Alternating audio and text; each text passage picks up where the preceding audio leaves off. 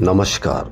देश की तमाम फटाफट खबरों में आपका स्वागत है। खबरों के लिए आपसे निवेदन कि यदि आपने हमारे चैनल को सब्सक्राइब नहीं किया है तो कृपया करके आपके अपने चैनल को सब्सक्राइब करना ना भूलें। आप सब्सक्राइब करते हैं तो हमें हिम्मत होती है सही और सच्ची खबरें आप तक पहुंचाने की, वरना मीडिया किस तरह की खबरें आप तक पहुंचा रहा है यह आप भली भांति जानते हैं। तो आज की क्या है बड़ी खबर। महाराष्ट्र विधानसभा चुनाव में सीट बंटवारे को लेकर महाविकास आघाड़ी 18 से 20 सितंबर तक मुंबई में बैठक करेगी। शिवसेना नेता संजय राउत ने इसकी जानकारी दी।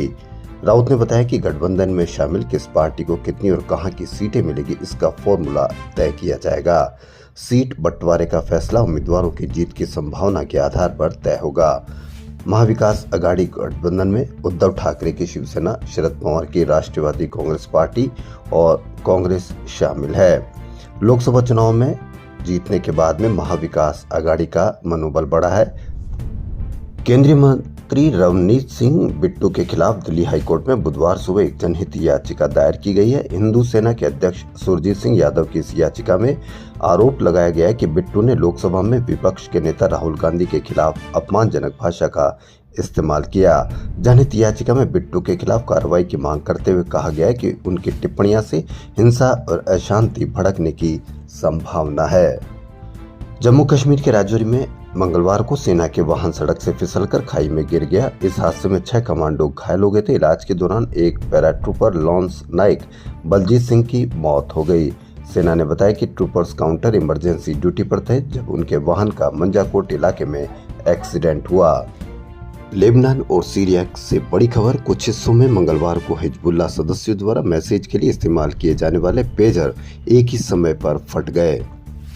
दोपहर 3:45 पर पेजर पर बिप बिप की आवाज आई। लोग पेजर चेक ही कर रहे थे कि पेजर फट गए। 9 लोगों की मौत हो गई। ईरान के राजदूत मोजताबा अमानी सहित 3000 लोग घायल हैं, 200 गंभीर हैं।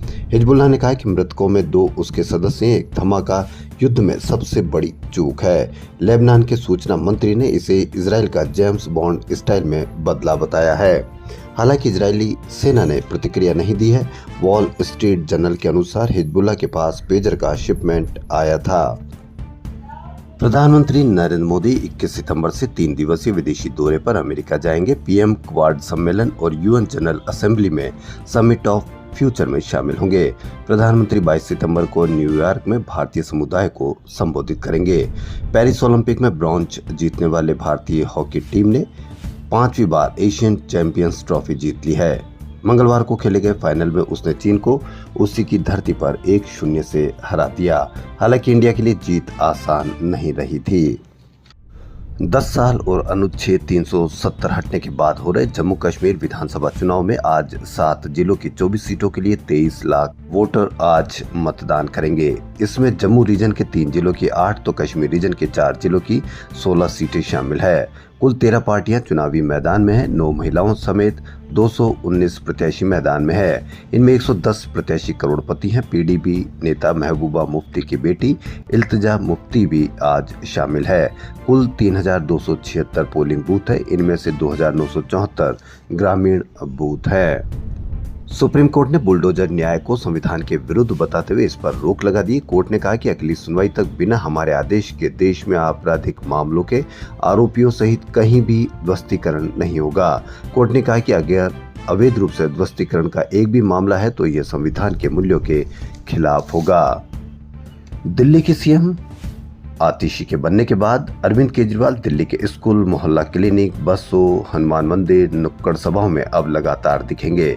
वह नए सीएम से बिजली, पानी, महिलाओं की बस यात्रा के बाद फ्री बीज योजना का ऐलान भी करा सकते हैं। विपक्ष के शीर्ष नेता के रूप में उभरने के लिए पहला कदम ये होगा कि उन्हें दिल्ली का चुनाव जीतना होगा। चुनाव जल्दी होते हैं तो पार्टी को इस्तीफा कार्ड की सहानुभूति मिलने का फायदा होगा और देरी से होते हैं तो देरी का ठीकरा भाजपा पर फोड़ सकते हैं। लोकसभा सांसद और फिल्म अभिनेत्री कंगना रनौत ने कहा कि इमरजेंसी की रिलीज डेट आगे बढ़ने के कारण उन्हें अपनी संपत्ति बेचनी पड़ी। खबरों के अनुसार इसी महीने उन्होंने मुंबई के पाली हिल स्थित अपना बंगला बेचा है, जिन्होंने 2017 में 20 करोड़ में खरीदा था, जिसे अब 32 करोड़ में बेचा गया है। बीते दिनों प्रधानमंत्री नरेंद्र मोदी सुप्रीम कोर्ट के मुख्य न्यायाधीश डीवाई चंद्रचूड़ के घर गए थे। वहां उन्होंने भगवान श्री गणेश की आरती की तो विपक्ष ने कई सवाल उठाए। मोदी ने विपक्ष पर पलटवार किया। ओडिशा के भुवनेश्वर में उन्होंने कहा कि पहले अंग्रेजों को गणेश उत्सव से दिक्कत थी, अब कांग्रेस को है। जो लोग सत्ता के भूखे हैं उन्हें गणेश पूजा से भी दिक्कत है। आप इस बयान को किस तरह से लेते हैं? ताकि गणेश की पूजा कांग्रेस का विरोध था या चंद्रचूड़ के घर गए उसका कांग्रेस का विरोध था या पूरे विपक्ष का विरोध था? इस पर आप अवश्य कमेंट करें। व्हाट्सएप के स्टेटस अपडेट में जल्द यूजर कॉन्टैक्ट्स को टैग कर सकेंगे। इसके लिए इंस्टाग्राम, फेसबुक जैसे फीचर का परीक्षण चल रहा है। किसी कॉन्टैक्ट को मेंशन किया जाएगा तो उन्हें नोटिफिकेशन मिलेगा।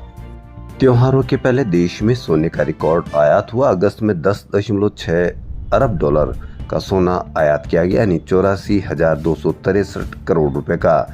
ये एक महीने में अब तक का सबसे ज्यादा आयात है। इसकी मुख्य वजह सोने पर आयात शुल्क में 9% की भारी कटौती के बीच त्योहारी मांग का निकलना है। पिछले साल अगस्त में 4.93 अरब डॉलर यानी 41,294 करोड़ रुपए का सोना आयात किया गया था। दिल्ली हाई कोर्ट ने आबकारी घोटाले मामले में पीएमएलए से संबंधित एक मामले में बिजनेसमैन अमित अरोड़ा और अमनदीप सिंह ढल को नियमित जमानत दे दी है। इस मामले में अब सभी आरोपियों को जमानत मिल चुकी है और वह जेल से बाहर आ चुके हैं। मणिपुर में रॉकेट हमलों के बाद 7 सितंबर से बंद स्कूल और कॉलेज मंगलवार को फिर से खुल गए। राज्य शिक्षा निदेशालय और उच्च तकनीकी शिक्षा विभाग ने स्कूलों और कॉलेजों को फिर से खोलने के आदेश जारी किए हैं। बीते दिनों जातीय संघर्ष और शांति की मांग को लेकर छात्र सड़कों पर उतरे थे। पूर्व राष्ट्रपति रामनाथ कोविंद की अध्यक्षता वाली समिति ने लोकसभा और विधानसभा चुनाव साथ कराने का ब्लूप्रिंट तैयार किया है। उसके अनुसार राष्ट्रपति के 17वीं लोकसभा की पहली बैठक की शुरुआत को ही समकालिक चुनाव कराने की निर्धारित तिथि के रूप में अधिसूचित किया जा सकता है। एक देश एक चुनाव के लिए संविधान संशोधन जरूरी होगा, तो अब देखना यह है कि संविधान संशोधन के बाद एक देश एक चुनाव किस तरह से लागू किया जाएगा। एंटीबायोटिक दवाओं का अत्यधिक या गलत इस्तेमाल का भारतीयों के स्वास्थ्य पर भारी असर पड़ रहा है। लेसेंट के अध्ययन के अनुसार 2019 में देश में सेप्सिस से होने वाली 29.9 लाख मौतों में से 60% बैक्टीरिया संक्रमण के कारण हुई। इसमें से लगभग 10.4 लाख सेप्सिस मौतें एंटीमाइक्रोबियल रेजिस्टेंस से जुड़ी थी, जबकि 2.9 लाख मौतें सीधे तौर पर एएमआर के कारण हुई। कुल मिलाकर करीब 44.5% सेप्सिस मौतें एएमआर के कारण हुई। खबरों में फिलहाल इतना ही। यदि आपको हमारा चैनल पसंद आए तो लाइक, सब्सक्राइब और शेयर अवश्य करें। धन्यवाद।